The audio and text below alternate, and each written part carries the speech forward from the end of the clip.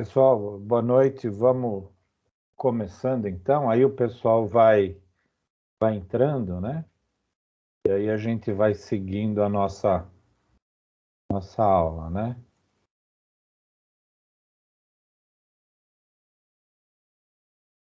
Estão vendo a minha tela?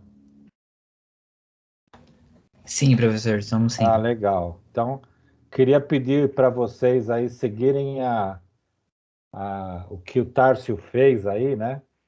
Colocar, colocar foto de vocês, né?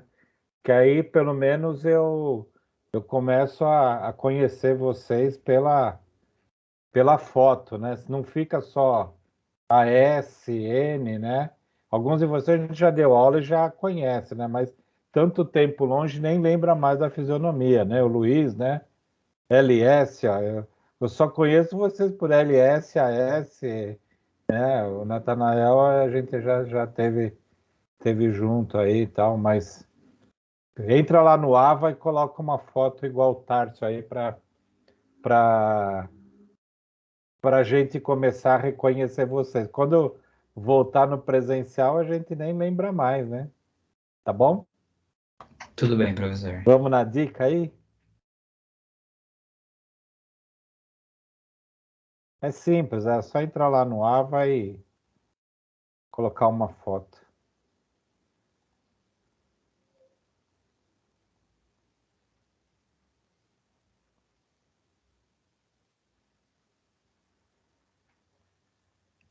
Agora a gente já está vendo o slide aí, vocês estão vendo já, né? Sim. Ah, legal. Então, hoje nós vamos trabalhar a sessão 1.3, né? E vamos fazer duas sessões, né? Vamos fazer a 1.3 e a 1.4. São dois assuntos curtos, né? E aí sobra mais tempo para a gente entrar na parte de pesquisa, e aí que as próximas aulas, que aí vai contribuir muito mais com vocês para quando chegar lá na parte do TCC, né? Então, hoje nós vamos fazer a sessão 1.3 e a 1.4, tá? Deixa eu só dar uma olhada aqui na.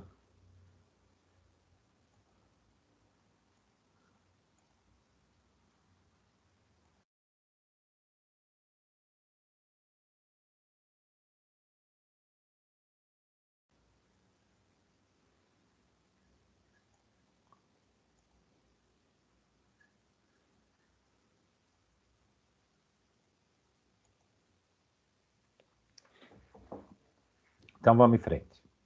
Então, hoje, a 1.3, a gente vai falar um pouco sobre tipo de conhecimento filosófico, né?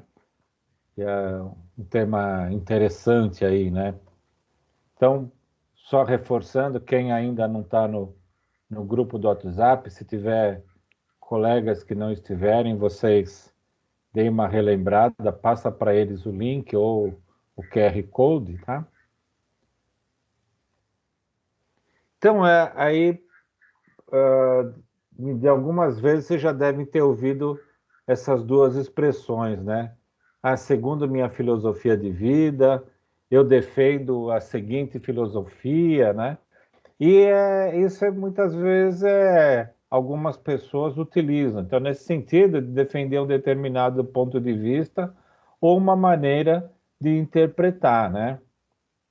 Nessa linha, quando uma pessoa usa esse tipo de expressão, ela pretende explicar que defende uma concepção, valores, princípios e que utiliza como diretriz ou em determinados aspectos de vida, né? Alguém de vocês tem alguma filosofia de vida que queria comentar com a gente?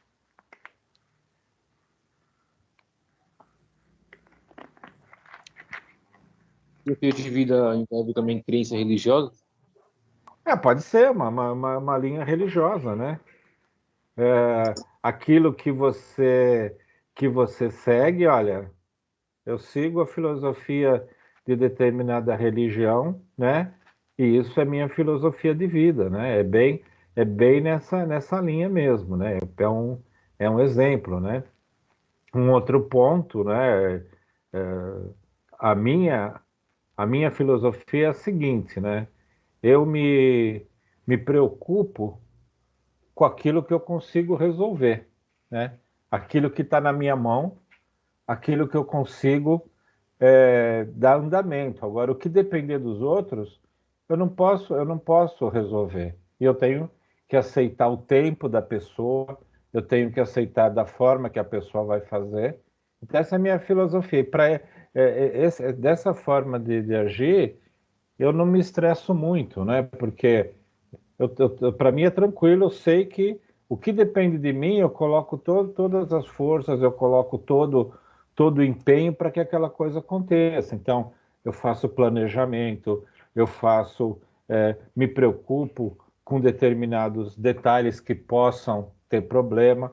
Agora, o que depender dos outros, isso aí faz com que a gente, essa é a minha filosofia, faz com que eu não me estresse tanto, né? Porque o que, que faz a gente se estressar? É que a gente fica preocupado que o outro não faz aquilo. Agora, as minhas coisas, se eu planejo, faço com antecedência, eu dificilmente chego atrasado num compromisso. Por quê? Eu sempre tenho minha agenda, eu sei o tempo, já calculo o tempo que eu vou demorar em determinado lugar, procuro chegar com antecedência. Então, essa é a minha filosofia. Então, cada pessoa tem uma filosofia, cada pessoa tem uma forma de demonstrar sua filosofia. Então, tem aqueles que não têm filosofia nenhuma. É o, é o famoso Zeca Pagodinho, né? Deixa a vida me levar, né? E aí recebe aquilo que a vida traz, né? Então, é, é o lado que é apontado mesmo no lado de filosofia, né? Então, essas são as condutas, né, que regem a forma das pessoas viverem. Então, em cima de uma filosofia, né? Mesmo que esses princípios sejam determinados pela cultura, pelo poder econômico, acesso à riqueza produzidas, né, o que muitas vezes lhe dão aspecto do senso comum, né, o sentido buscado da sabedoria e a definir a conduta por parâmetros críticos, né, mas existe uma filosofia de vida, tá? Então, dessa maneira bem simplificada, a gente diz que ao adotar uma atitude filosófica, o indivíduo passa a indagar, interrogar a si mesmo, por que adotar determinadas atitudes, por que defender determinados pontos de vista, por que defender determinados princípios. Então, uma atitude filosófica, ela faz muito isso, né? A gente começa a indagar o porquê de determinadas coisas, né? É diferente do senso comum que a gente viu na aula passada, né? O senso comum vai passando de uma pessoa para outra. Agora, a atitude filosófica vai muito na linha de você tentar entender o porquê de determinadas coisas, né? Então, por que defender determinado ponto de vista? Foi aquilo que eu expliquei para vocês. Eu tenho essa minha linha filosófica, essa minha atitude, é para quê? Para não me estressar. Então, eu defendo essa linha, né? Por que defender determinados princípios, né? Como pode ser uns princípios religiosos, né? Então, eu tenho uma crença e é um princípio que eu sigo, né? Ou que a pessoa segue, né? Aqui essas tirinhas sempre mostram trabalho muito numa linha de filosófica, né? Uma linha filosófica, né? Então, ela traz para a gente aqui milhões e milhões de pessoas vivem no mundo para quê, né? Afinal de contas, para que a gente está no mundo? Quer dizer, aí o amiguinho responde, né? Agora eu estou com pressa, mas se você quiser, eu investigo a resposta amanhã, né? Então, quer dizer, é uma linha filosófica de você ficar questionando, né? É, é importantíssimo a gente questionar determinadas coisas, né? O porquê determinadas coisas acontecem, né? Então, isso faz parte de uma atitude filosófica, tá? A atitude filosófica, ela implica em levantar as razões para determinadas escolhas, em fazer sempre uma indagação, e quando se indaga, significa que não se aceita as coisas de forma como elas são explicadas, como se apresentam ou como são explicadas ou justificadas, né? Então é sempre uma dúvida subjacente. Daí aqui uma outra tiradinha, né? Use a propaganda manda, né? Use, compra, coma, prove, né? Então ela questiona, né? E o que nós somos, né? Os malditos sabem que ainda não sabemos, né? Então quer dizer, fica sempre um questionamento o que na TV manda a gente fazer, né? Então a gente precisa colocar na nossa vida, né, esse lado de questionar determinadas coisas, tá?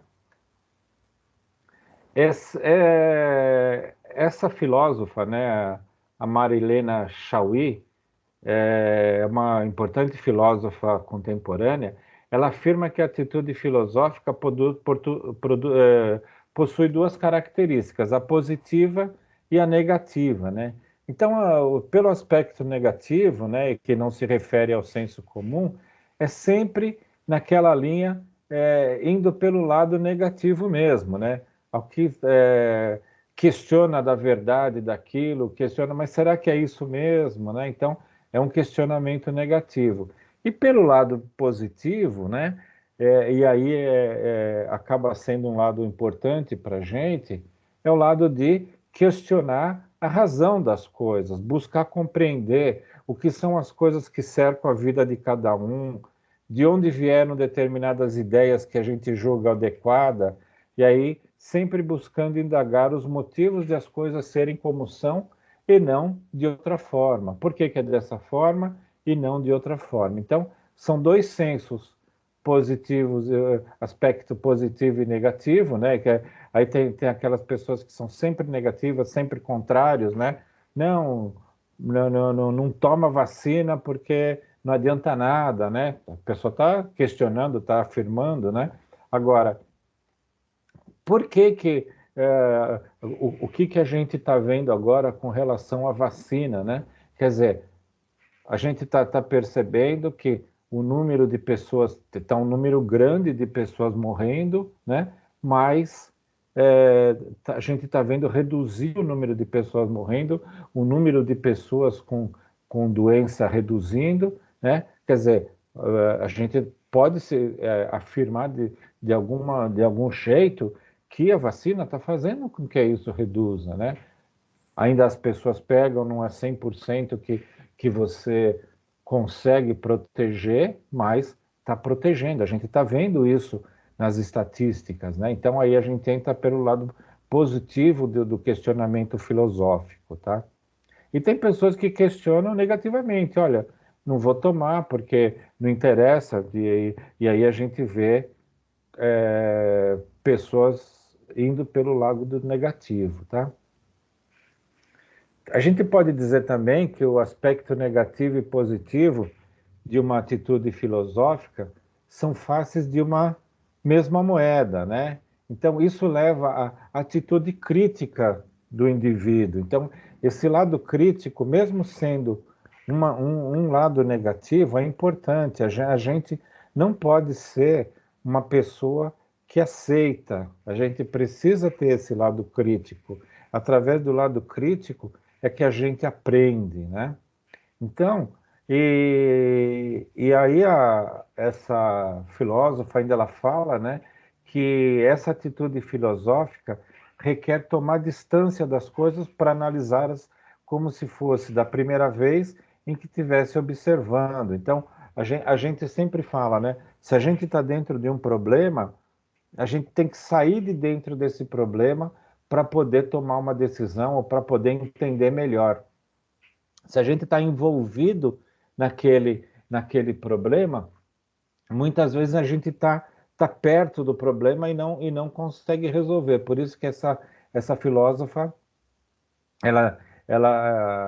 afirma, né, que é importante a gente sair do problema. Então, você já deve ter ouvido falar que você está no serviço durante o dia, você tem um problema, você não consegue resolver, você vai para casa, aí você dorme, no dia seguinte você, com a cabeça mais tranquila, você vai, você vai para o serviço e consegue resolver aquele problema. Você fala, nossa, a solução era tão rápida, né? Mas por quê? Porque você se distanciou do problema, você se distanciou daquilo que estava acontecendo. E isso é o que essa filósofa aponta para a gente, né? Então, você sai fora, você não está naquela correria do problema, você sai fora, você consegue ter uma visão melhor, analisar todos os pontos que estão acontecendo, tá?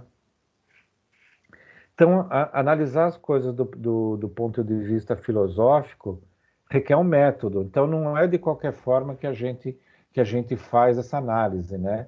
Então, requer um método, uma forma, um jeito que, como você já deve ter observado, é diferente do senso comum. Então, vocês lembram da aula passada que o senso comum é aquilo, passa de pai para filho, passa de comunidades, ninguém questiona, né? Então as pessoas vão fazendo, não questiona. Já do lado filosófico, existe um questionamento, existe uma forma de aprendizado, né? Então, deixa eu entender o porquê está acontecendo isso, né? Deixa eu chegar a fundo o que está acontecendo isso. Então, o senso comum é uma forma de conhecimento, a atitude filosófica é outra forma de conhecimento, não existe uma forma de falar qual que é melhor que a outra, são formas de absorver conhecimento, e a gente, cada uma tem uma particularidade, cada uma tem uma forma de ser, e a gente tem que entender que isso são formas de conhecimentos, tá? Então, se o senso comum aceita certas verdades intuitivas, né, que é aquele que eu falei que passa de pai para filho, de avô para neto, né, é, passa de culturas, de bairros e de localidades, de países, né? Então, porque sempre foi assim ou porque sempre se ouviu dizer que é assim, né? Então, é dessa forma que é passado. Ah, sempre foi assim, sempre funcionou assim, vamos seguindo, é o senso comum. Já a filosofia, ela indaga os motivos de ser assim, indaga os motivos de as pessoas aceitarem o que está instituído, indaga o próprio que está instituído, né? Então, lá do lado da filosofia, as pessoas questionam, indagam, perguntam o porquê de determinadas coisas. Então, são os dois tipos de conhecimentos, como eu falei. Os dois tipos de conhecimento são importantes, tá? Não tem um certo, não tem um errado. Então, essa atitude filosófica de indagação é também uma atitude crítica frente à realidade, às coisas, aos fenômenos, às verdades, à forma de ser, de fazer, de responder aos dilemas e às questões do cotidiano. Então, é sempre naquela linha de a gente questionando é aquilo que aprende. Então, a gente pode trazer para o lado do lado das crianças, né? Vocês podem ver que as crianças estão sempre numa determinada idade, ela é aquela idade do porquê, né? E aí o porquê é na linha do aprendizado, né? Então, quando a criança começa desse lado, por que isso, por que aquilo, ela está questionando, ela está fazendo uma indagação e é aí que ela aprende, né? E a gente, como adulto, a gente tem que estar sempre nessa linha de ir no porquê. Não é porque funciona, a gente aceita, não. A gente questionar. E pelo lado filosófico também, tá? E aí, vem aí duas perguntas, né? Qual a importância quando a gente pensa nos problemas que ocorrem na empresa com relação ao pensamento filosófico, né? Qual seria efetivamente a contribuição do conhecimento filosófico quando pensamos em situações tão práticas e imediatas como aquelas que muitas vezes ocorrem em uma organização. O que vocês acham? Qual que é a vantagem desse lado de adotar ou de ter esse pensamento filosófico? Por que é importante o pensamento filosófico nas empresas? Pelo questionamento, gera dúvidas e através da dúvida é um caminho para uma resposta? Sim, essa é uma linha, né? O questionamento de determinadas coisas, né? Agora não tem mais, né? Mas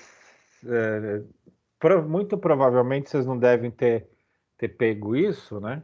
Mas teve uma época que a gente tinha o cartão de crédito, né?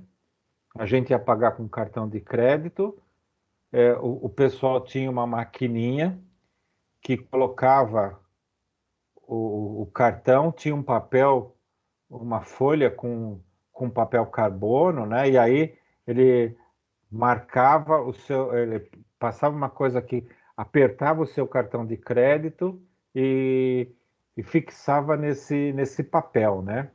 E isso era uma prova que você tinha comprado, né? Nessa mesma folha, o pessoal da loja, a pessoa da loja anotava seu telefone, que se tivesse algum problema quando ela fosse passar esse papel de pagamento com cartão de crédito para o banco ou para a empresa que era do cartão de crédito, eles te ligavam, falavam, olha, o seu cartão deu problema e tudo mais, né? Aí, com a evolução da utilização do cartão de crédito, começou-se a ter as maquininhas que a gente tem hoje, né? E passava na maquininha, a maquininha já fazia contato direto com a instituição financeira, né? Com o banco ou com a empresa de cartão e já emitia o papelzinho que emite hoje, né? Quer dizer, a partir da emissão desse papelzinho já foi é, creditado para o banco ou para a instituição financeira o pagamento da sua despesa, né? Mas as pessoas, o que elas tinham? Elas tinham por hábito anotar o telefone, elas pegavam o seu papelzinho, ou o papelzinho que ela ia colocar no caixa, e anotavam o seu telefone, né? Aí ninguém. Uma vez eu perguntei para a moça, né? Eu falei, mas por que você anota o telefone? Ela falou, mas sempre foi assim, né? Então, esse é o problema que acontece nas empresas, né? Então, muitas vezes a gente tem determinadas coisas na empresa que a gente trabalha e a gente vê que determinadas coisas não têm sentido, né? E aí a gente pergunta, e aí a gente vai mesmo por esse lado do conhecimento filosófico, né? Mas por que é isso? Mas sempre foi assim. Na verdade, pode se mudar. Então, esse questionamento que a gente faz nas empresas é um lado para quê? Para melhorar. Às vezes você tem um processo que é feito e vai passando de pessoa para pessoa, ninguém questiona. Não, porque alguém fazia assim, porque sempre foi assim. E isso, na minha experiência profissional, né, que eu trabalhei bastante toda a minha linha de trabalho foi na área de informática, né?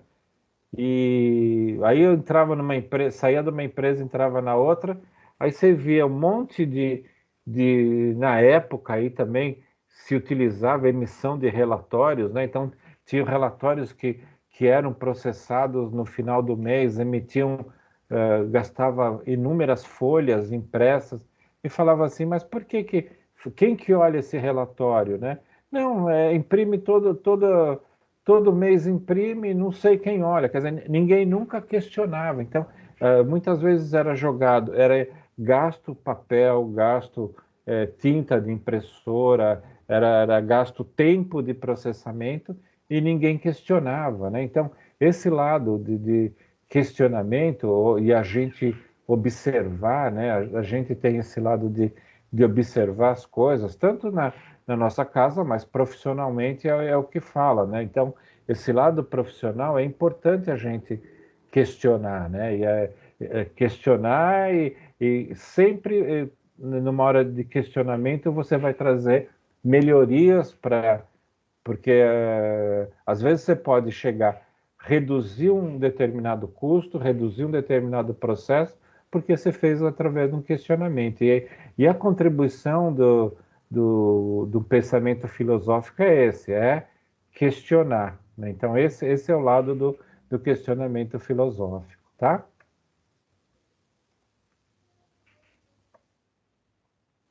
Então, a gente pode dizer que o grande mérito, a grande contribuição da filosofia é o de desenvolver no ser humano a capacidade de raciocinar sobre as coisas. Foi aquilo que eu falei, né? De refletir sobre elas, possibilitando com isso a construção coerente de respostas. Quer dizer, a gente questiona, a gente obtém uma construção coerente de respostas, né? A razão é considerada por muitos teóricos como uma das faculdades mais elevadas do ser humano, cuja função é a de ordenar o conhecimento. Ela deduz, induz, demonstra estabelecendo as relações entre os fatos, né? Então, quer dizer, a partir do momento que a gente questiona, né, a gente está tentando entender, raciocinar sobre as coisas, e muitas vezes a gente vai encontrar algum lado de alguma coisa que possa ser melhorada, né? Então, é esse ponto que a gente precisa questionar, tá? Então, coloque na cabeça de vocês, sempre ficar atento atento àquilo que pode ser melhorado, né? Muitas vezes comunicar à empresa, ao gestor, olha, isso aqui eu acredito que possa ser melhorado, por que que isso é feito? Com certeza vocês vão contribuir para a empresa e contribuir para o aprendizado de vocês, tá?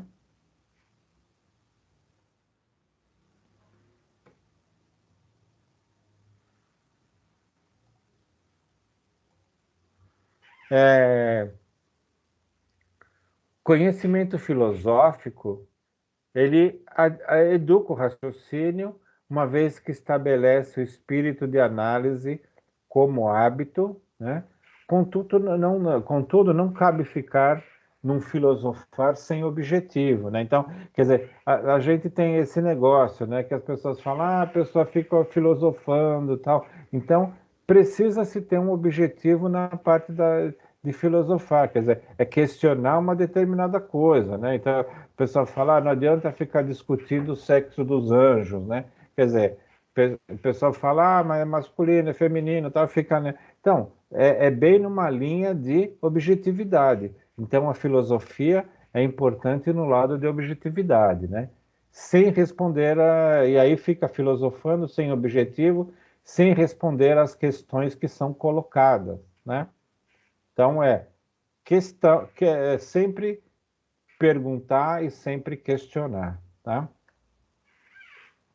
A filosofia não pode ser confundida com devaneios ou reflexões sem sentidos. É um complemento do slide anterior, né? Uma vez que ela questiona problemas reais, utilizando a razão com vistas a alcançar uma explicação sobre os fenômenos de maneira acertada. Então, alguns teóricos afirmam que o compromisso da filosofia é com a verdade por meio da sabedoria. Então, é o questionamento para aprendizado. É aí que a gente está incluído o lado da filosofia, tá? Adotar uma conduta sem reflexão tem um significado, né?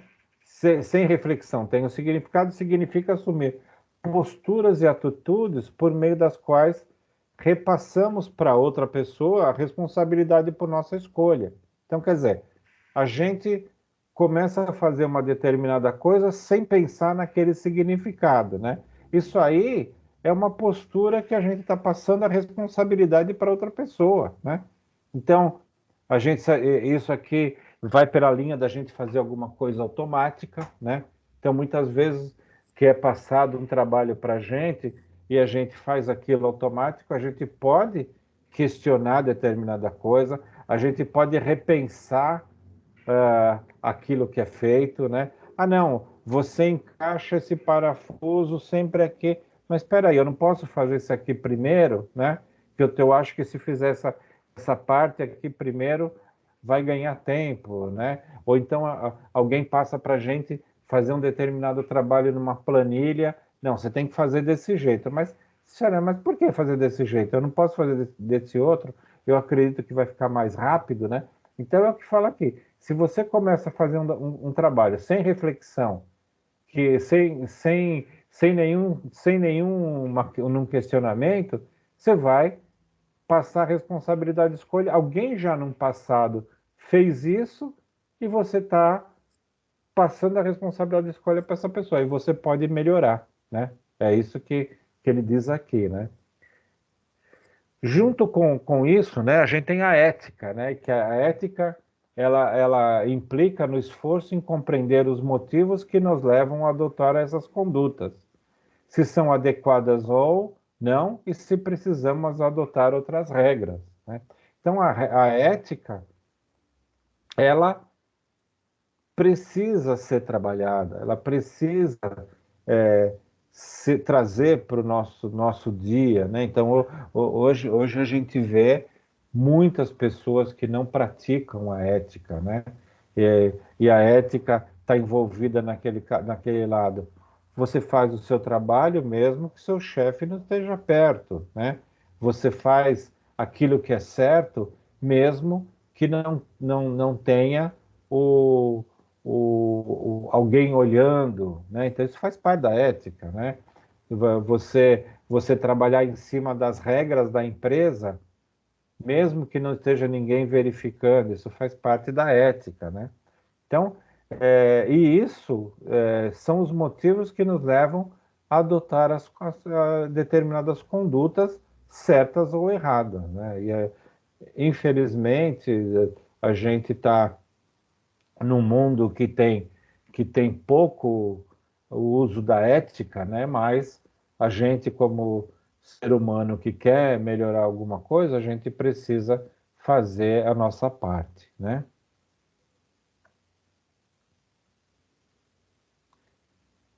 Passar para vocês um vídeo agora, né?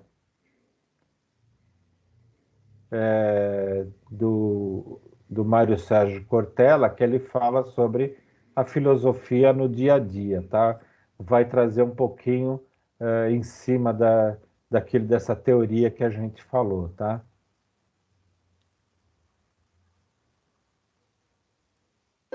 Tá saindo o som? Tá sim, prof.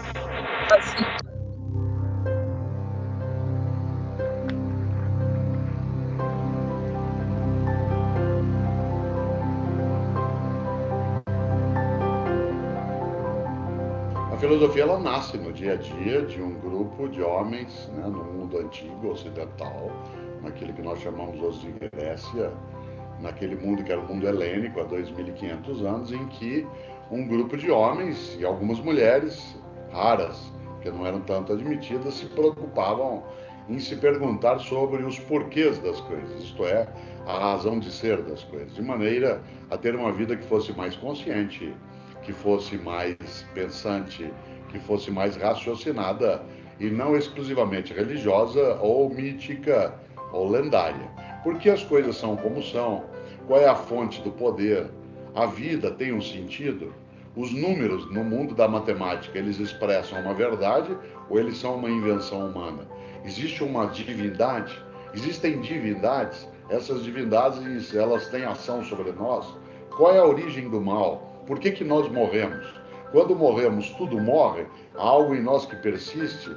Essas são perguntas que a humanidade se coloca há séculos e que, de fato, estão conectadas ao nosso dia a dia. Por isso, a filosofia nasce, né, com esse tipo de preocupação.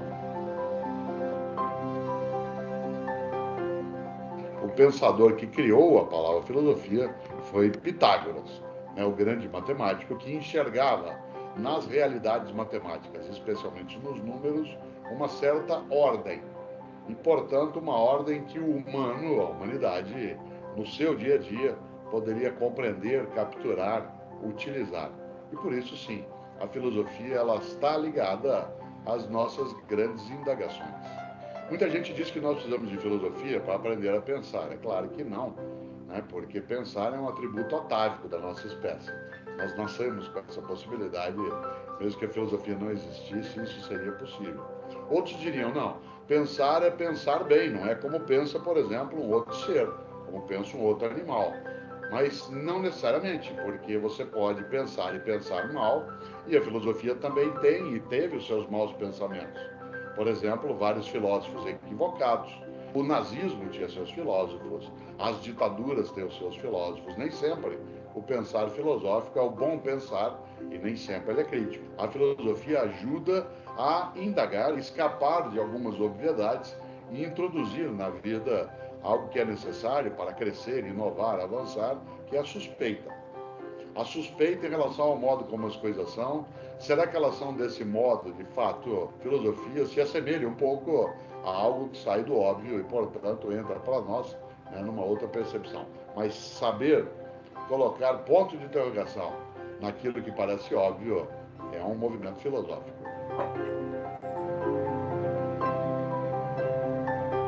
Eu acho que eu teria dois grandes pensadores que eu gostaria sempre de mencionar como alguém que lida com o dia a dia da vida. O primeiro deles é Aristóteles, grande pensador macedônico, né, do século IV a.C., um homem que se dedicou a pensar o que nós chamamos hoje de física, de psicologia, estudou o tema da arte, do teatro, da comunicação, da estética, da política, da ética. Aristóteles se perguntava sempre algo que é do nosso dia a dia, que é o que é felicidade? O que é que gera isso? Por que nós humanos somos como somos? O outro pensador, que é sempre entendido como muito abstrato, porque é extremamente racionalista, é Descartes. O filósofo Descartes, um filósofo que nasceu em 1596, ele morreu em 1650, portanto ele pegou a quase totalidade da vida dele no século XVII, mas que levantou uma grande questão. Qual é o fundamento para a verdade? O que é que me permite dizer que isso é verdade ou não?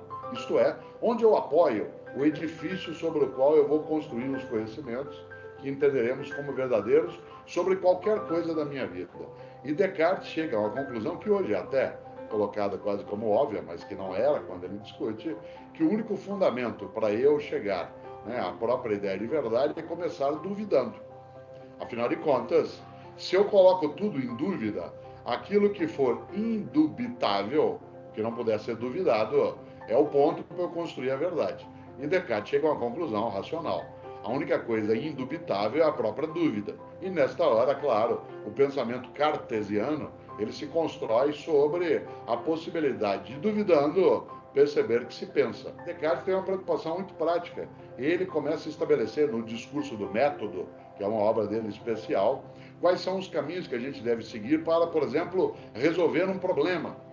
Ele até dá uma sugestão, uma dica, ele diga, pega um grande problema, vá do mais simples para o mais complexo. Divida em tantas partes quantas forem possíveis e você vai resolvendo daquilo que é mais simples até chegar à grande complexidade. A filosofia, ela é para mim não só uma profissão, ela é um modo de ser. Eu acharia extremamente insuficiente, muito limitado para mim, que a filosofia se ausentasse, né, da minha vida à medida em que ela permite que eu seja menos robótico, menos automático, menos inconsciente naquilo que eu desejo. Não é um processo mágico, mas ajuda bastante a existir melhor.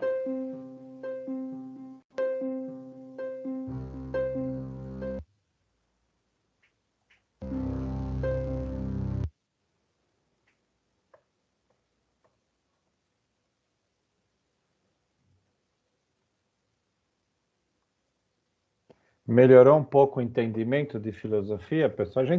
A gente, na maioria das vezes, faz isso automaticamente, né?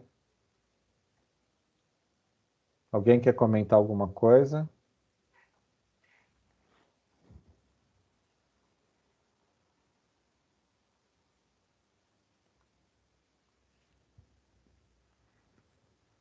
É importante que a gente coloque na nossa vida, né, esse questionamento, né? E aí esse comentário do método, né, apontado pelo Descartes, né, que desenvolveu de resolver problema, né? E a gente dividir o problema em diversas etapas e começar a fazer os mais fáceis, né? Então é um ponto interessante, né? Se vocês adotarem isso, né, no dia a dia, vocês vão ver que porque você fazendo mais fácil, você vai realizando e você vai se animando, né? Então você vai vendo, opa, já tô seguindo, né? Já tô começando a resolver o problema, porque já resolvi uma parte dele, né? Então é uma filosofia interessante para se resolver problemas, né? E o lado do questionamento, né? Ele reforça esse lado para a gente sempre questionar, tá? Tudo bem com relação à filosofia, a forma de conhecimento filosófico? Tudo bem, Pro. Ah, legal. Então agora a gente vai partir para a sessão 1.4, né? E como eu disse no início, nós vamos passar 2 sessões, porque essas 2 são um pouco curtas, né? E aí a gente vai ter um maior tempo para trabalhar o lado de pesquisa, né? E aí vai nos ajudar muito mais, já preparando, deixando um direcionamento lá para quando for fazer o TCC, né? Então a gente que aqui é um pouco de teoria, essas 4 aulas tratando de conhecimento, né? Fala-se bastante de teoria, vem trazendo um aprendizado para a gente, mas o capítulo, a unidade 2 vai trazer um pouco de pesquisa, mostrando um pouquinho como se faz pesquisa e vai dar subsídio mais para quando vocês chegarem lá no TCC ou mesmo qualquer trabalho no serviço, né? Então, a seção 1.4, ela traz conhecimento científico, né? Então, a gente já viu o senso comum, que é aquele que passa de pai para filho, numa comunidade, né? A gente viu o conhecimento filosófico, né? Que é aquele que a gente aprende a questionar e aprende a questionar. No questionamento é o que a gente tem o aprendizado, né? E agora a gente vai ver o conhecimento científico, né? Que vamos ver como que a gente obtém o conhecimento científico, tá? Então, a primeira coisa é uma definição do que é ciência, né? A ciência é um tipo de conhecimento que, como os demais, busca aproximar-se da verdade compartilhada o máximo possível, a fim de conduzir os seres humanos ao entendimento dos fenômenos que, conforme o interesse ou necessidade, mereçam ser compreendidos e interpretados. Quer dizer, é um complemento até do lado filosófico, né? A gente vai entender os fenômenos, né?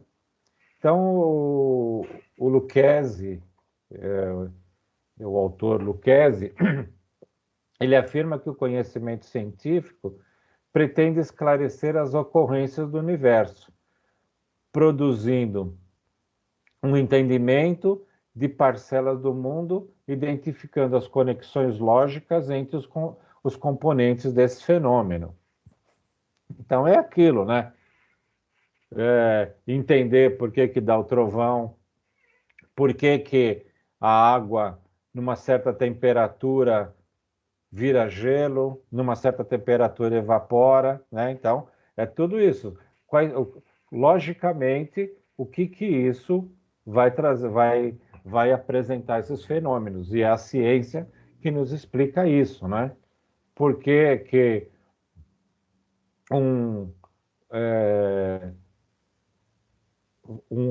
existe temperaturas diferentes em cada país ou em cada lugar do globo. Então, tudo isso é explicado pela ciência, tá?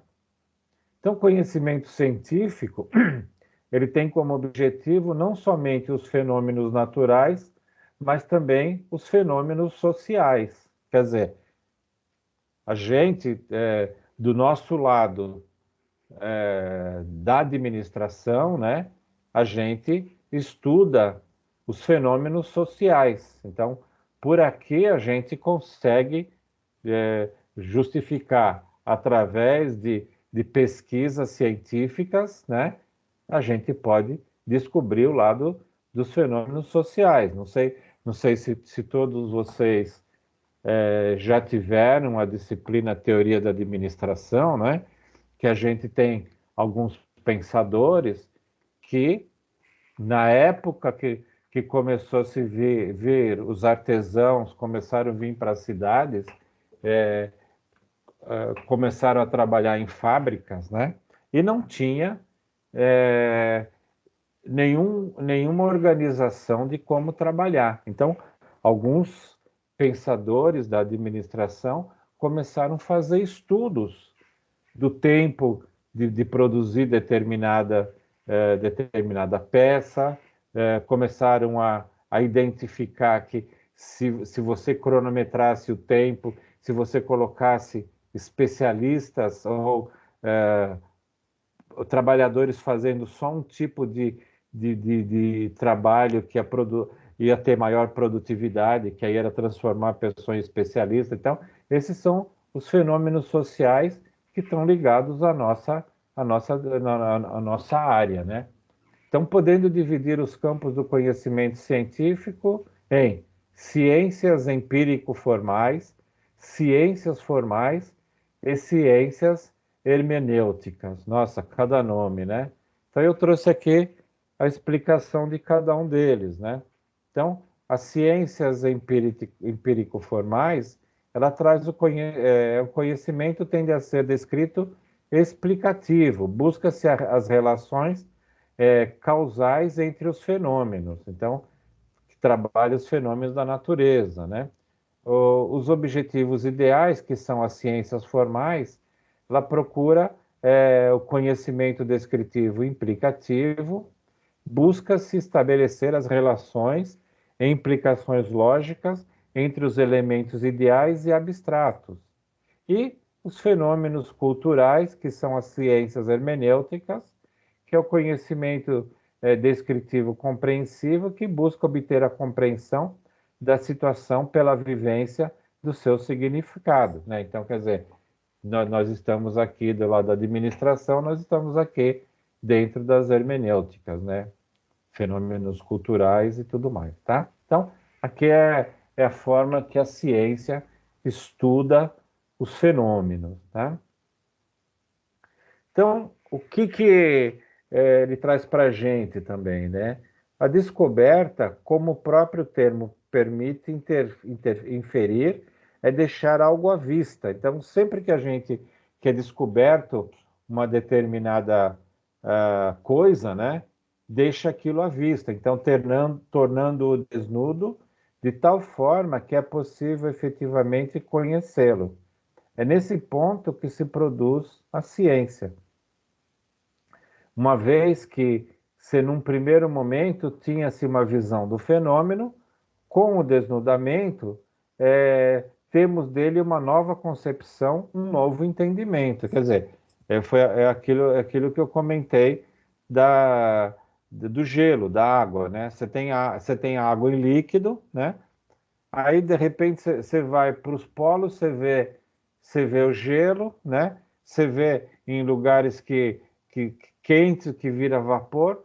A partir do estudo, você tem o que ele chama de desnudamento, você vai ter o entendimento e o porquê que a água fica gelo, porque faz um estudo, porque as moléculas, com a temperatura, as moléculas ficam mais juntas e formam o gelo. Então, quer dizer, a ciência mostra isso, né? Então, você tem o fenômeno e a partir daí você vai estudar o porquê que você vai ter o entendimento daquele fenômeno. Para cada coisa, a ciência vai trazer para a gente, né? Então, tudo isso é feito através de pesquisas, de observações e tudo mais, né? Então, na vida cotidiana, ele traz para a gente, né? Nem tudo que lhe dizem ou apresentam como verdade é aceito, né? Então, precisa se provar, né? Assim também ocorreu no momento em que a ciência se estabelece como tipo de conhecimento.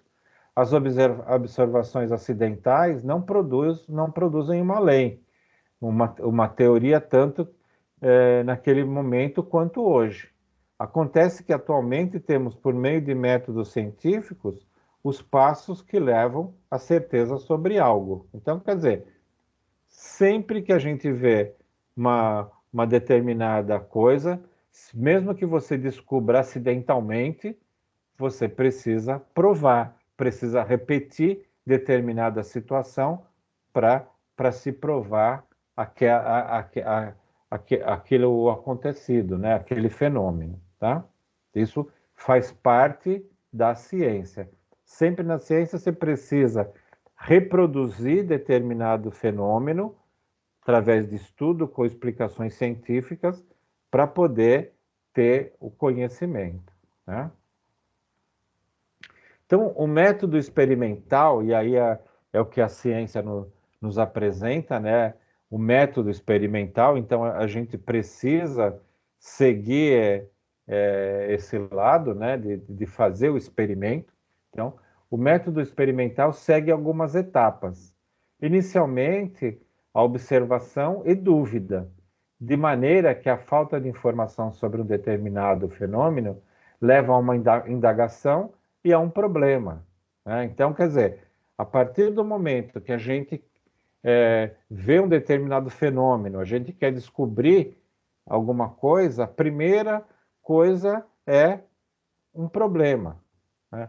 Trazendo isso lá para o nosso TCC, quem está mais próximo, quando chegar lá, vai lembrar. Quem está um pouquinho longe também vai lembrar. Quando vocês começarem a fazer o TCC, vocês definiram um tema, né? Qualquer coisa que vocês vão pesquisar no seu TCC. A primeira coisa que você vai ter que fazer é uma pergunta-problema. Você vai ter que falar, bom, tá bom, eu vou pesquisar sobre marketing digital para pequenas empresas, por exemplo, né? A primeira coisa é pensar num problema. O que a gente quer pesquisar sobre o marketing digital para pequenas empresas, né? Aí a gente começa a pensar, pequenas empresas, tá?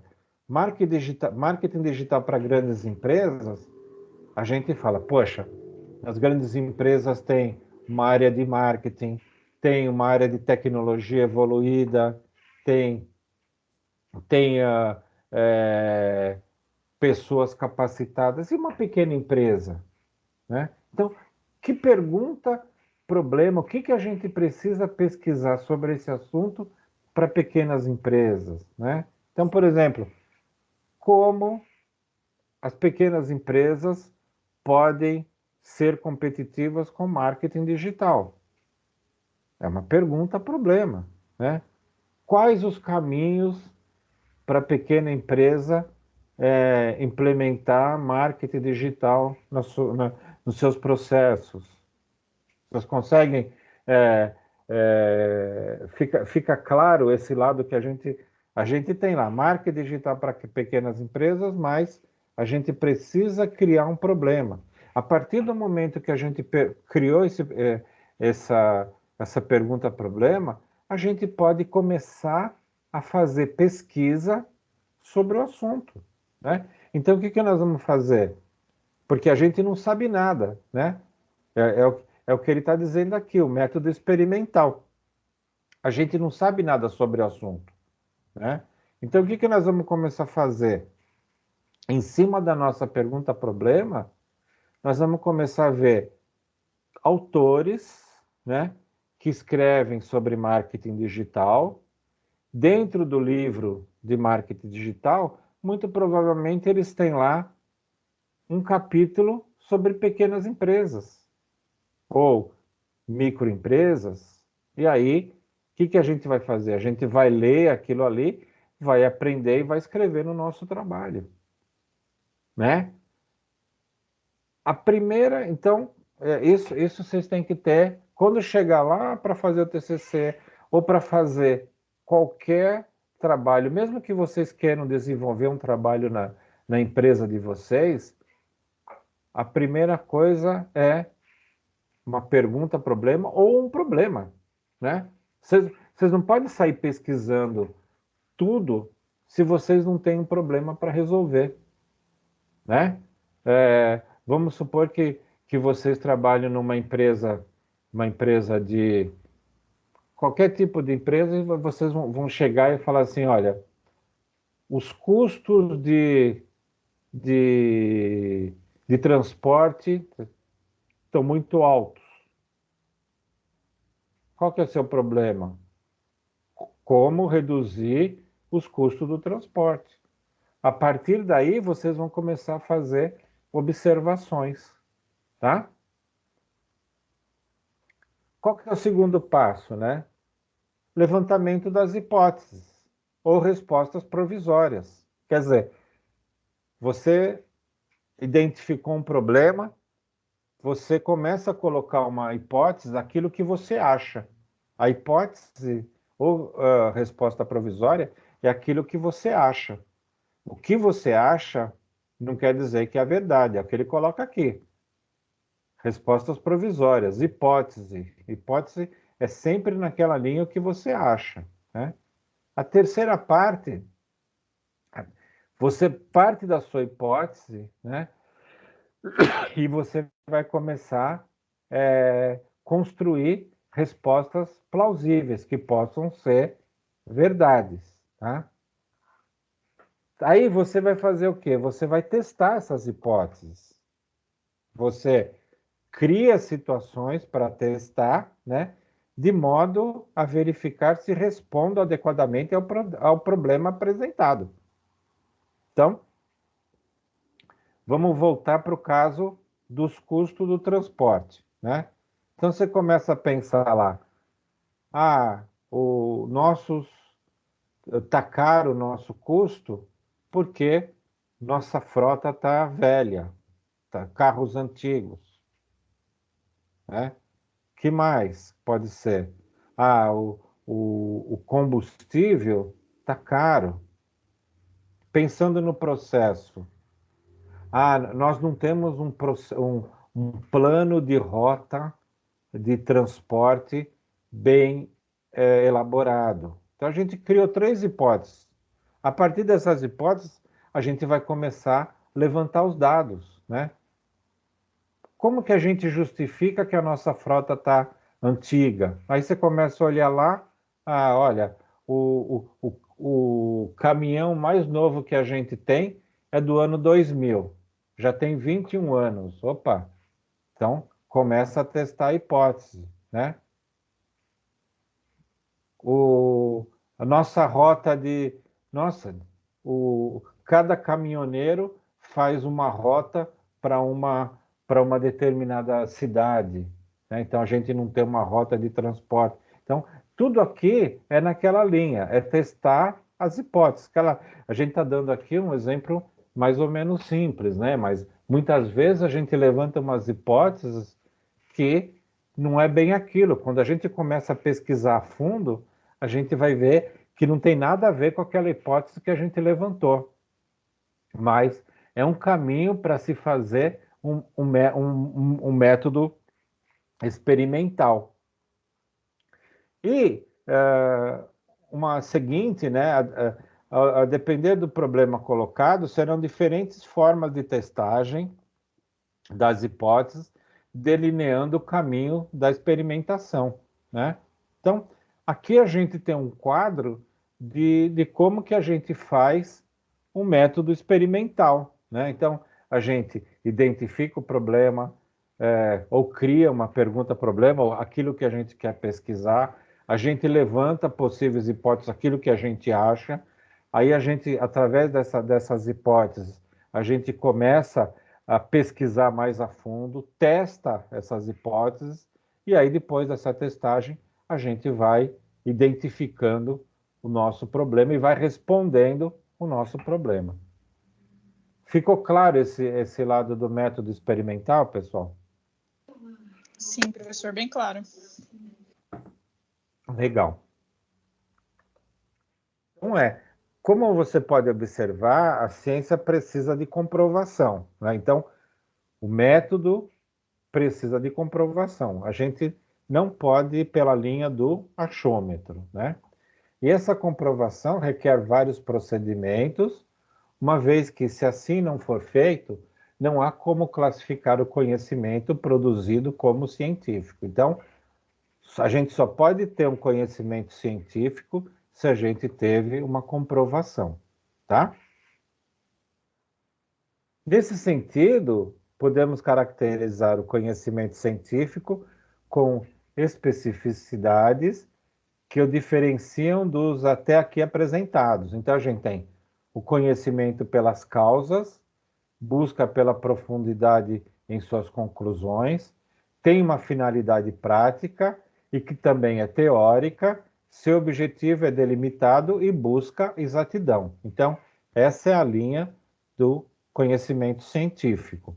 E ele serve tanto para avaliar fenômenos, como para avaliar trabalhos de administração, do curso de administração, de cursos que você não vai fazer, que são mais teóricos, mas como é que você vai comprovar esse conhecimento, as conclusões, a teoria, né?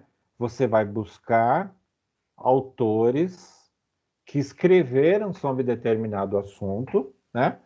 E você vai justificar o seu problema, o seu trabalho baseado no trabalho de autores, né? Então, por isso é que a gente, na hora de fazer o nosso trabalho, ou de iniciação científica, ou trabalho de conclusão de curso, a gente tem que buscar nosso conhecimento em autores que já pesquisaram aquele assunto que a gente está trabalhando. E muitas vezes a gente vai pegar vários, muitas vezes, não, o correto é a gente pegar vários autores que discutem sobre aquele nosso trabalho que a gente está buscando, tá? Sempre na linha de buscar o conhecimento científico, ele é elaborado ou apoiado pela exatidão, e sempre buscando quem já fez determinada pesquisa, tá?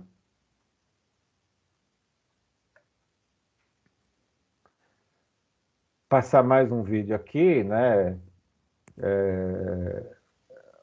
Falando sobre a ciência, tá?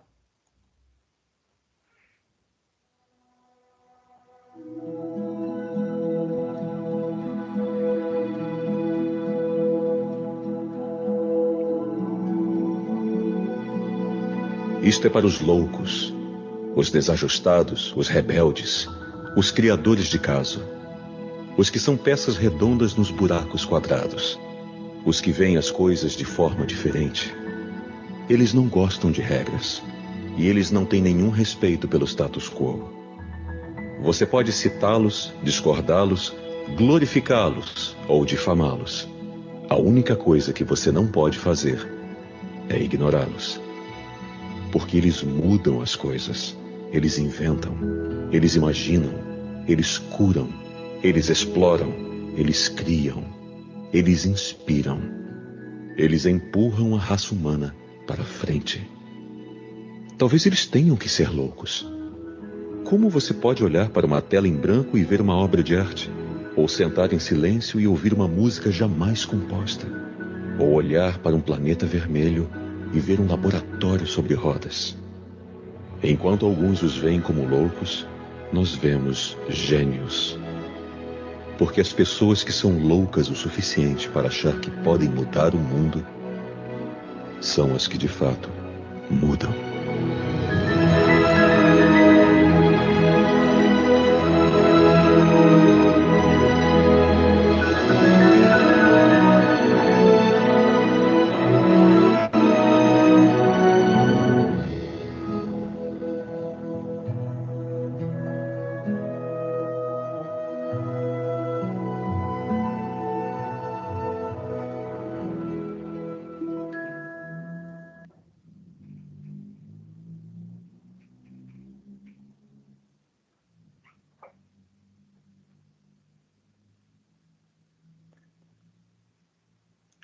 Então, esse é o lado, né? Essa frase é interessante, né? A ciência ainda não nos provou se a loucura é mais sublime que a inteligência, né? Então, para se criar coisas, para se buscar, precisa mesmo ter essa curiosidade, precisa se questionar, né? Então, envolve um pouco de filosofia, um pouco de querer descobrir, um pouco de trazer coisas novas para o mundo, né?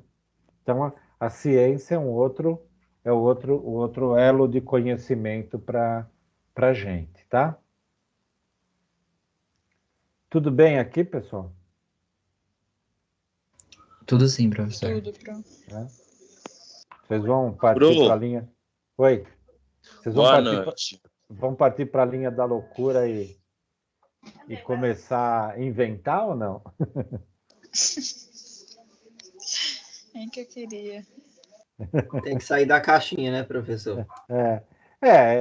Esse é um lado, né? Então, o importante, o que eu falo sempre para vocês, né? Vocês têm que, como sugestão, né, de profissionais, né? O mercado espera que os profissionais tragam inovações, né? E a gente só consegue trazer inovação se a gente tem o lado da curiosidade, se a gente procura conhecimento, porque como que a gente vai inovar se a gente não tiver conhecimento de determinado assunto, né? Então, eu falo sempre, procurem se atualizar, procurem ler sobre a área que vocês gostam, um pouquinho por dia, né? No início na primeira aula, mostrei para vocês lá o Google Acadêmico, que traz artigos. Peguem um artigo, leiam um pouquinho por dia, 15 minutos por dia, sobre a área que vocês trabalham, sobre a área que vocês gostam. Administração tem inúmeras áreas, gestão de pessoas, logística, administração, planejamento estratégico, então, lado financeiro, cada um tem um gosto, né? Mas só indo pela linha dos artigos que estão sendo lançados, né? Comecem a ver o que estão se fazendo, o que está se fazendo de pesquisa, e com isso vocês vão absorvendo conhecimento e, claro, vai trazer para a empresa de vocês, de repente, começa a vir uma ideia para montar um tipo de negócio. A partir do momento que vocês ficam nessa linha de questionar o que está faltando, né? O que pode ser melhorado, se vocês observarem quantas coisas que surgem a partir de uma falta de alguma coisa, né? Surgem no vácuo de alguma coisa, né? Então, o Uber, né, é uma coisa. O que aconteceu? As pessoas falaram, poxa, eu pego um táxi, né, tem que seguir aquela regra, tem que pagar daquele jeito. As pessoas têm um carro parado, poderia estar transportando. Então, a pessoa começa a pensar determinadas coisas. Com a tecnologia, muitas formas de negócio podem surgir. E aí isso só surge a partir do momento que a gente começa a questionar, a gente começa a observar. Se vocês começarem a observar, criarem determinadas inquietudes, esse lado da filosofia, questionar por que determinadas coisas, vocês vão ver que surgem inúmeras ideias, né? A gente teve um semestre que a gente teve uma disciplina gestão de inovação, né? E a gente colocou para a turma criar empresas, né? Nossa, cada ideia que surgiu, né, de criar empresa, então é aquilo, vocês podem se juntar entre colegas e falar, puxa, isso aqui até que daria um negócio, né? E aí deu um negócio, começa a pesquisar, pega esse lado essa dica do método da ciência, né? Começa aí, o que a gente pode fazer, o que a gente pode pesquisar sobre isso, será que tem, será que não tem? E vocês podem até montar um negócio, é o lado do empreendedorismo, né? Coloquem a cabeça para funcionar em cima do conhecimento. O conhecimento é o que vai trazer esse questionamento para vocês, tá? Tudo bem? Alguém quer comentar alguma coisa?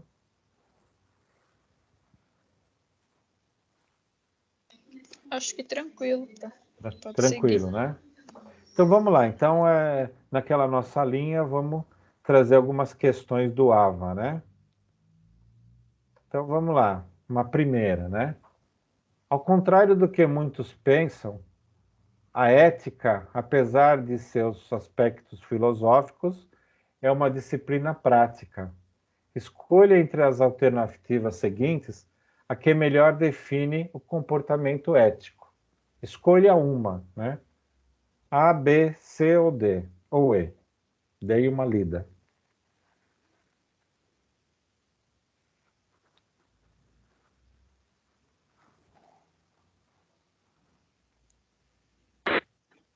Professor, eu acho que é a B.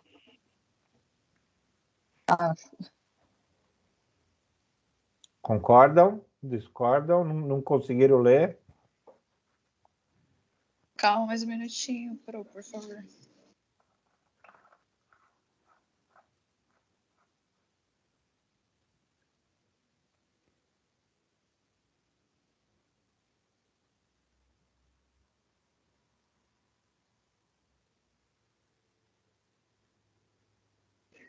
Professor, eu vou na B também.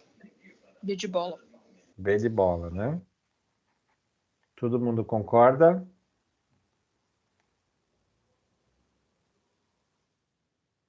É isso mesmo, né? Então, ser ético é buscar agir direito, proceder bem, sem prejudicar os outros, estando tranquilo com a consciência pessoal, conforme os valores morais de uma determinada sociedade. Ai, ai, que bonito, né? Se todo mundo fosse assim, né? Isso que eu ia falar, né? Quem dera fosse assim na prática, né? Quem dera fosse assim na prática, né? A gente precisa fazer o nosso lado, né? A gente fazendo já começa a ajudar, né? Sim. Vamos para outra. A Shao Yi, né, a nossa filósofa, nossa vida cotidiana é toda feita de crença silenciosa, da aceitação tácita de evidência, que nunca questionamos porque nos parecem naturais, óbvias. A reflexão crítica se difere disso por A, B, C, D ou E.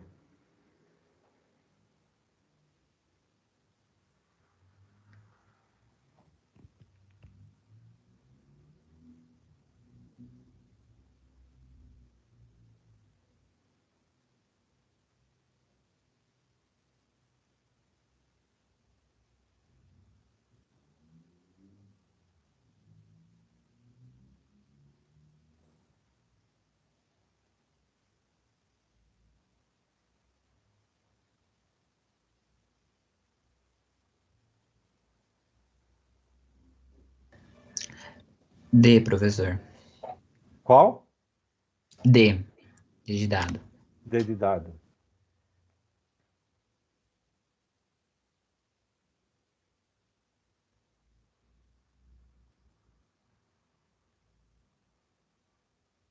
Eu também acho, professor. A reflexão crítica se refere por, né? É isso mesmo, né? Não aceitar como evidente as coisas, os fatos, os valores, os comportamentos instituídos na sociedade, né? Quer dizer, é o lado da filosofia, né? A gente, ela questiona tudo, né?